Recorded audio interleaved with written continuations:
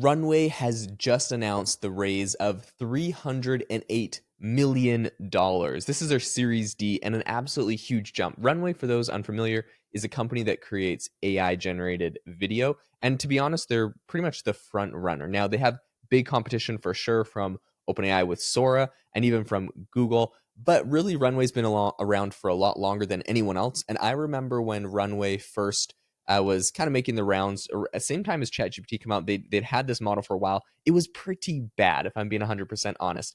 Very frequently, it looked kind of like animated GIFs. There was no physics. Things would move out of proportion and they were kind of wacky. It was low quality. You could only generate a few seconds.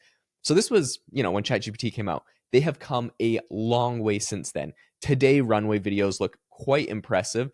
And I even remember when OpenAI launched Sora, and I was like, oh my gosh, Sora is going to completely smoke Runway. And about 3 weeks later, if I remember correctly, Runway came out with a new model that was on par with Sora. And the great thing about Runway was that it was actually launched and live, whereas Sora was, unavailable for a very long time. They were kind of having beta tested people using it and doing safety testing, and it wasn't publicly available. And even to this day, while Sora is publicly available, you don't really hear it talked a lot about. And that's because it costs $200. You have to be on the $200 a month tier in order to actually use it. And so it just isn't very used. Meanwhile, Runway, you can have much lower tiers. It's more affordable. And the absolute best thing about Runway is that it has an API. So developers can integrate it into tools. I myself am looking at integrating it into the AI Box platform.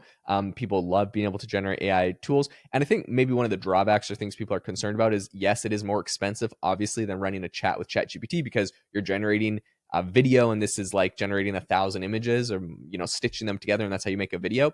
But at the same time, it's way cheaper than hiring an actual film crew. And you're still only paying, maybe 25 cents a video or something like that. So it's quite impressive. And you can do some really amazing things with it. So who actually paid them the money? General Atlantic was the one that led this round. They also had Fidelity Management, Billy Guilford, NVIDIA, SoftBank, and some others. So obviously some big heavy hitters, right? When you see NVIDIA getting in, when you see SoftBank getting in, this is a Series D round, and Runway is a clear leader. No one's really concerned that Runway has lost their secret sauce or that the competition is going to be too hard for them. I think everybody wants a lot of competitors. No one wants OpenAI to run away with this. And I think it's kind of interesting because it feels like OpenAI has a very talented team. They come out with really incredible products. But the big drawback is they have so many products coming out that they just had their latest version of Dolly, which is amazing and fantastic. And it's an incredible image generator that apparently has generated over 700 million images since it launched like a week ago or a week or two ago. So that's amazing. But the thing is, that wasn't updated for like 2.5 years. So the improvement jump was massive. People were like, oh my gosh, it got so much better. But for the 2 years in the meantime, everyone just had to use Midjourney because OpenAI's Dolly model was pretty bad and not actually that great. So I think the problem with OpenAI is that they have these really impressive launches or maybe even demos, and then it's a long time before they get updated, whereas you can have a company like Runway or Midjourney that can make much quicker iterations and they'll have smaller improvements, but they happen way more frequently. So as soon as they catch up, they can kind of run away with it where OpenAI gets stuck until they have their next big, huge update. So that's just kind of my observation of what is happening here. And reason why I think Runway is not being severely threatened by OpenAI. And I think they have a lot of, there's a lot of potential here. So up until this date, Runway has raised 536 million, which means that this 300 million they just raised is quite impressive, right? That's a huge chunk of that. And this is what Runway said in relation to all of this. They said, quote, today marks an important milestone as Runway announces a significant next step towards our goal of creating a new media ecosystem with world simulators. They said our recent advancements aren't merely incremental improvements. They form foundations for an entirely new approach to media, an ecosystem built on AI systems that can simulate our world. Okay, so I think that what they're trying to get at here is they're like, this isn't just an incremental improvement. And so they just, okay, so I guess like cutting to the chase, they just released their latest version, which I think is like called V4 or something. And it is impressive. It does a lot of cool things. I'll cover, or Gen 4. I'll cover some of the cool things that they released this week in Gen 4. But a lot of people were like, okay, this is better than your previous version, but it's just incrementally better. It's just a little bit better. So maybe just 20% better. And this is kind of what I was getting at before with like OpenAI doing the big releases that kind of wow everyone versus doing these incremental ones.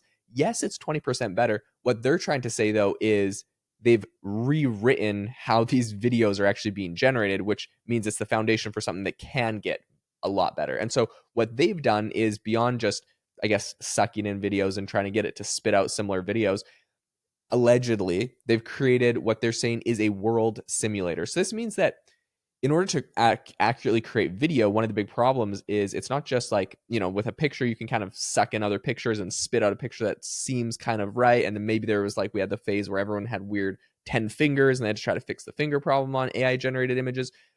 With video, there's a much bigger problem. And that is that there has to be physics. If a bird flies by in the background, it has to the video has to understand how a bird's wings flap, how the physics of that work. If a gust of wind hits the bird and it kind of bumps, how everything is interacting with each other. And essentially, in order to create AI generated video, you have to create a real world simulator, an actual simulation of how everything functions in the world, how physics works, how things interact. When you grab a pillow and shake it, how the creases will move as the pillow kind of bends, all of the little tiny things. And in a video, you could have 20 or 30 of these things all interacting at the same time, right? You could have people in the background talking and their hair is blowing in the wind, and someone in the front, bending a stick and how it moves, and all of the, so it's crazy, right?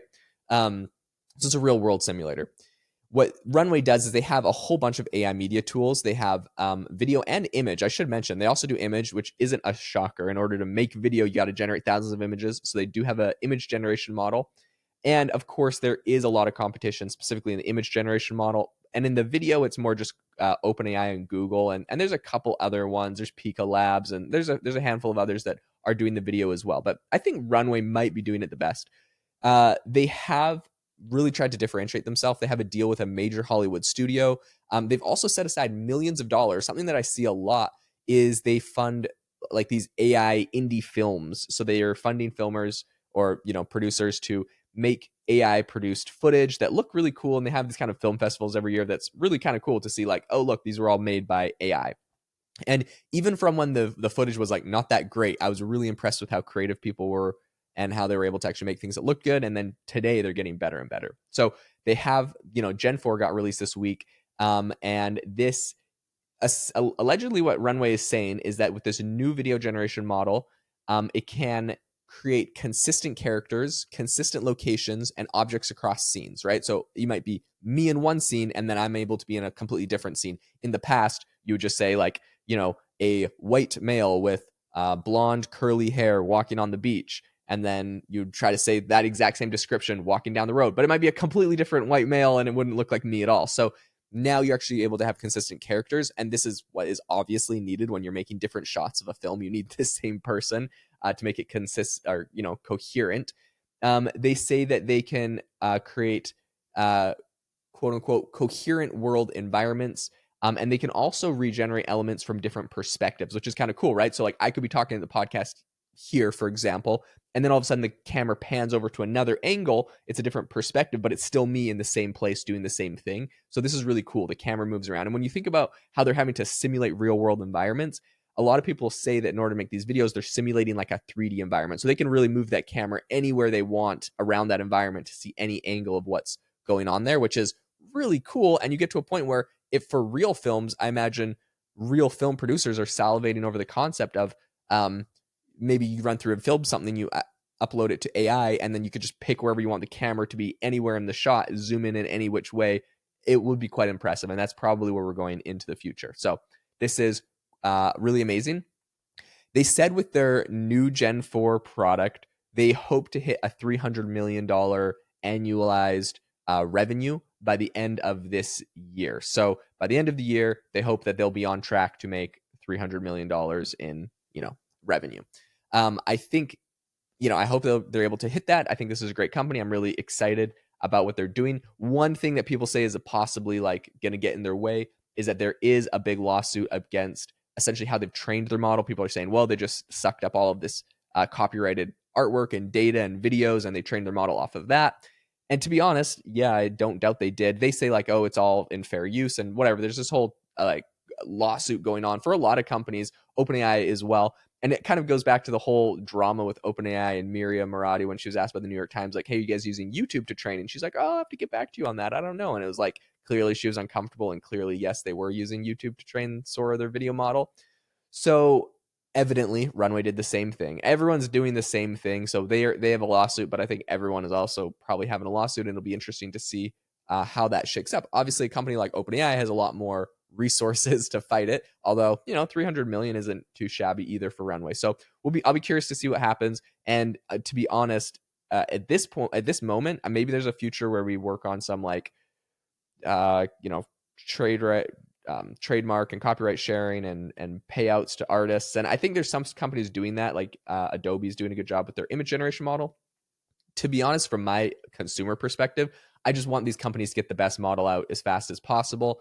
And I know some people will be upset about that controversial hot take, but I just want this, like, I just want an actual video generation model that I can use for my business or I could use for whatever I want. And maybe once they make something good, then we can start regulating and clamping down and making them pay everyone that they took their data from. But I just want it to come out as soon as possible. So that's where I'm at on it.